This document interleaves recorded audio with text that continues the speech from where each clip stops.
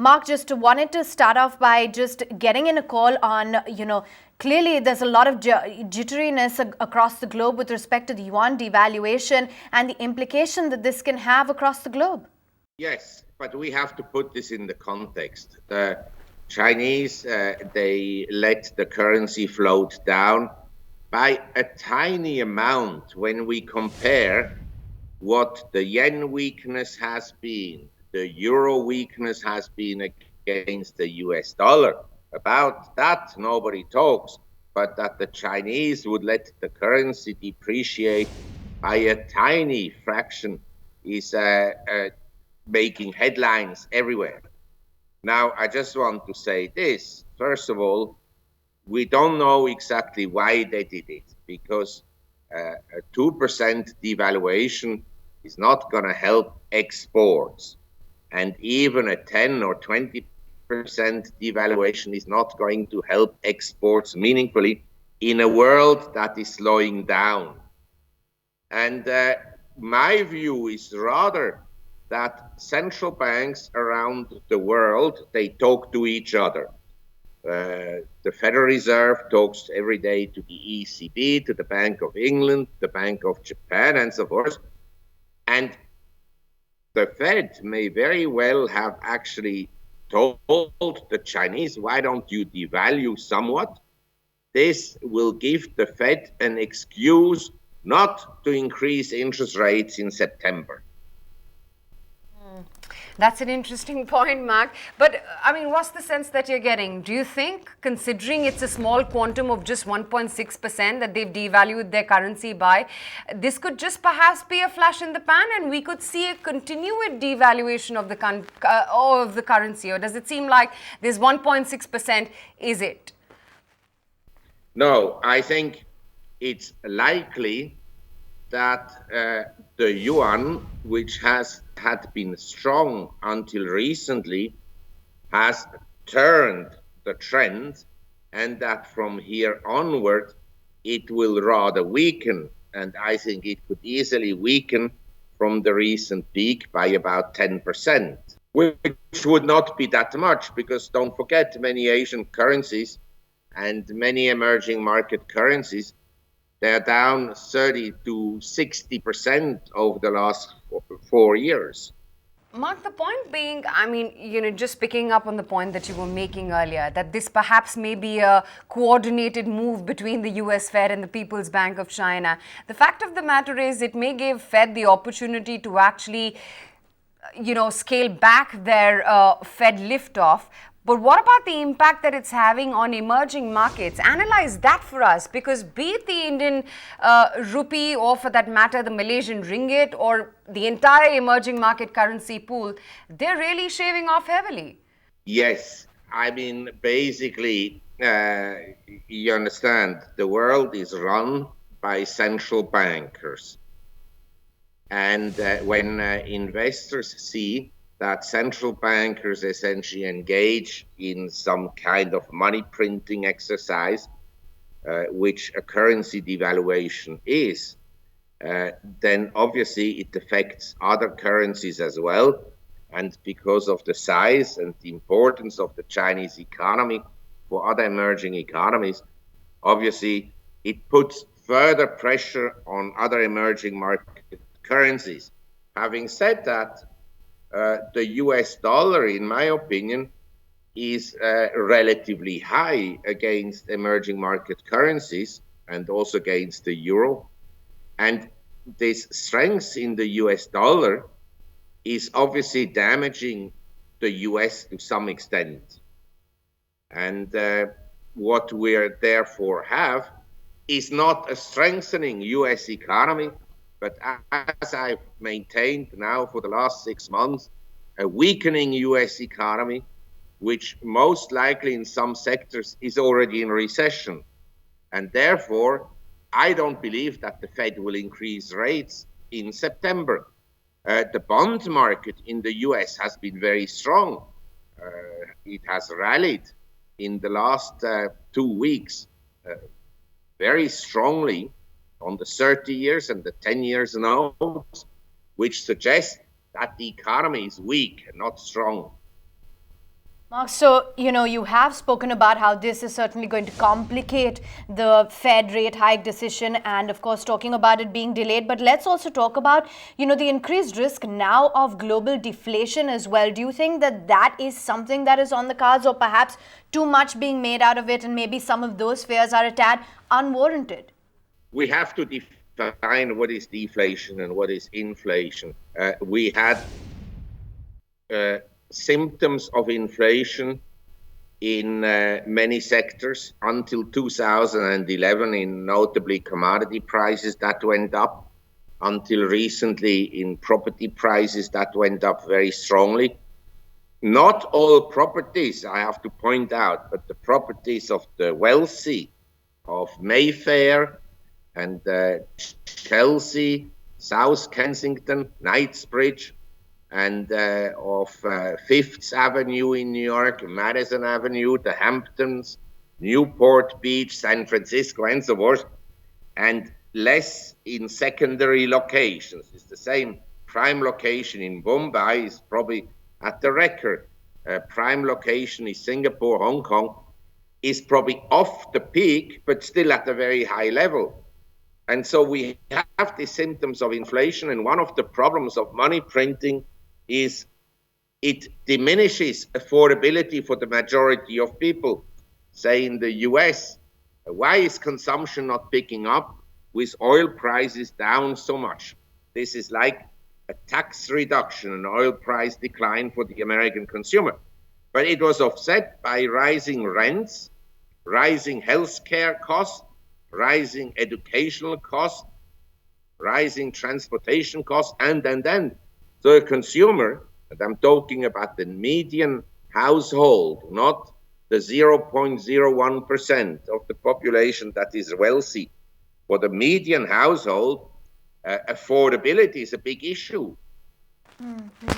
Mark, just wanted to get in a view as well as to now what this does for China as a whole in terms of the devaluation of the currency and as well for, some of the China exports. Do you think that we are going to see a boost, or you said you flagged off at the start that, this kind of a depreciation is not going to have too much of an impact? In my view, the impact is zilch. For the time being, because a 2% devaluation is not going to help and boost exports when the demand overseas is so poor. This we have to consider. When you look at the export statistics of China, it's not that other countries have taken market share away from China. It's because the demand is sluggish in Europe, in Japan, and even in the US, exports to the US were essentially down in July. Mark, I want to talk about economies closer home, and I want to talk about India in particular. You're talking about yuan devaluation to the tune of about 10% almost. Analyze this for us, because this is not going to go down well. Make very clear. I want to make clear. Sure. This is not my forecast. But I said it could very well be around 10%. Sure, right. So assuming it does happen, or even another 5 to 6% from the current levels, what is the sense that you're getting about what it means for economies like India? Because we've been grappling with the reform process being a little slow, earnings not quite really coming in right now. And then, of course, all that is going on with the Fed rate hike looming, and all that's transpiring with China as opposed to the currency devaluation. Well, I mean, people have very high expectations about the reforms in India and about economic growth picking up and so forth. And the process is slower than what was expected. I'm not negative about the Indian economy, but I'm not wildly optimistic either, because I'm familiar with the Indian bureaucracy, and to break the bureaucracy in India is the task of Hercules. And so I'm not sure that the Modi will succeed. But in general, I would say I hold investments in India. I did an ad this year. I think the currency will likely weaken further. And in dollar terms, I don't think that Indian stocks will perform particularly well. Right. And even if the currency were to weaken further from here, the reform process is going to get stalled. That will not make you change your investment perspective on India? I don't think that stocks are that cheap, period. A lot of shares that are in the index are actually very expensive. And then you have second liners and sectors that are neglected, that are less expensive and probably have some good prospects. As I maintained in the past, I believe that over 10 years, you will make more money in Indian shares than in US shares. But more than that, I don't know.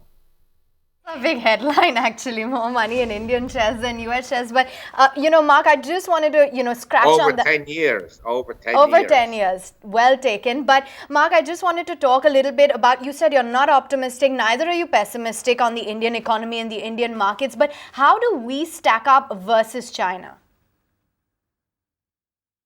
Well, I mean, the answer is very simple and it may not please you a lot. But the fact is, over the last 20 years, Chinese economic development has been incredible. That is mind-boggling, what China has achieved over the last 20 years. Now, can they have a recession? As I said already a year ago, in my view, Chinese economic growth at the time, I forecast it had slowed down to around 4%. I think at the present time, they may be no growth, or maybe just 2% growth, or no growth. Who knows precisely? Very difficult to measure GDP. The fact is that the Chinese economy has developed rapidly. They also have piled up a very large quantity of debt to GDP, which will now retard economic growth. So if someone comes to me and says, oh, for the next 3 years, the Indian economy may grow faster than China, yeah, maybe that is the case. That is possible. I'm not sure, but it's possible. Because after this stupendous growth in China, usually countries encounter a severe setback, a recession or a depression. And that I expect for China to occur.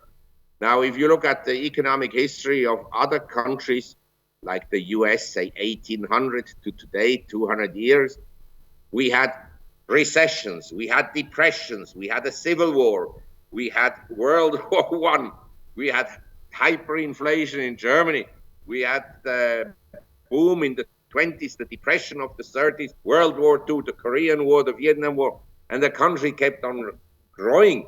So it doesn't concern me that Chinese growth will disappoint for a couple of years.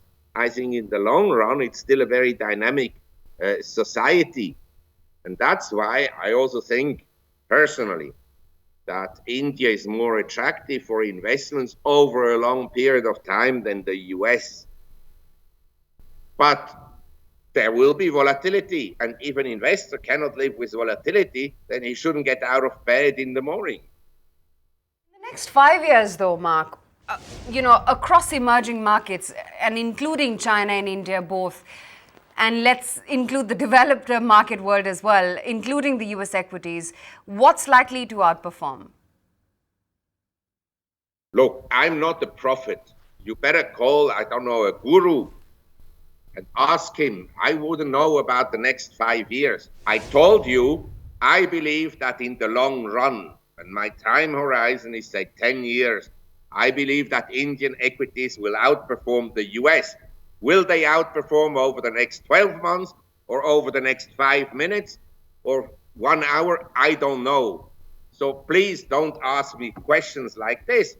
You don't know, I don't know. And anyone who claims he knows is a phony. Okay, point taken on that one. What about crude then? Would it continue to correct? Well, we have reached a level that is very problematic for many oil producers, even very low cost producers like Saudi Arabia, which creates another problem because the Saudis, they need oil above $100 a barrel to cover their social expenditures. In other words, the living cost of the population that is largely idle. And so at this level of oil prices, Saudi and also other oil producers in the world, they have to liquidate their sovereign funds. Their sovereign funds are now shrinking. That reduces global liquidity and it has a negative impact on asset markets. And Mark, before we let you go, it's not just isolated to crude. You have gold prices, copper, by the way, and aluminium at 6-year lows. What's your take on the entire commodity crash? I think the industrial commodities will need some base building period and maybe even precious metals. But if I compare, say, the price of platinum, gold, silver to the level of US equities, and US equities are in la-la land, then I would say I wouldn't mind increasing my position in precious metals at the present time. I don't trust central bankers, except India has a responsible central banker, Rajan, an outstanding man who understands central banking. He's probably the only one in the world among the crowds of professors at central banks that actually has a good grip on monetary policies and what you can achieve with them and what you cannot achieve with them. He should get the Nobel Prize in economics. But the others are all money printers at heart, all of them. They're also neo-Keynesian who believe blindly, there's no evidence of that increased government spending boosts economic activity and less government spending is negative. They also believe money printing is good for the economy and tight money is bad. All these are beliefs that have not been proven empirically at all. But that is what they believe. And I believe these professors and academics in central banks around the world that talk to each other every day, that they will continue to print money. And therefore, although I hold cash US dollars for the time being, in the long run, you want to own assets. In other words, precious metals, real estate, equities, and maybe some collectibles, like art. Diversified as always. Dr. Marc Faber, good chatting with you. Thank you so much for taking the time out and speaking with us today. Find us on Facebook at facebook.com/ETNow and don't forget to click the like button. You can also follow us on Twitter at ETNowLive. To stay updated with all our programming, hit the subscribe button on our YouTube channel by logging on to youtube.com/user/ETNow.